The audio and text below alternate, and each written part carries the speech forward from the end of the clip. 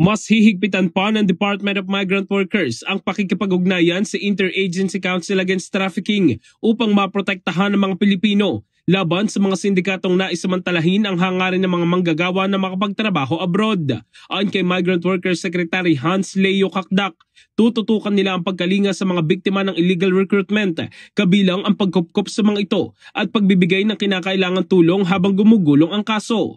Sa ganitong paraan, hindi daw madadala sa anumang areglo ang mga biktima. Makakapagreklamo sila ng hindi natatakot at mapagtitibay ang mga kaso na ihahain laban sa mga sindikatong ito. Binigyan din ni Kakdak na mapapanagot sa batas ang mga nasa likod ng illegal recruitment. Nitong 2024, nasa 15 establishmento na sangkot sa illegal recruitment at human trafficking ang naipasara ng pamahalaan. Nasa 71,000 din na online illegal recruitment ang na-takedown mula sa iba't ibang social media sites. Habang nasa 71 illegal recruitment cases ang naisampa ng gobyerno, kung saan 15 sa mga ito convicted na habang ang karamihan ongoing na ang pagdinig. In the heart of changing lives, ito si Brigada Jigo Custodio ng 105.1 Brigada News of Manila, the Music and News Authority.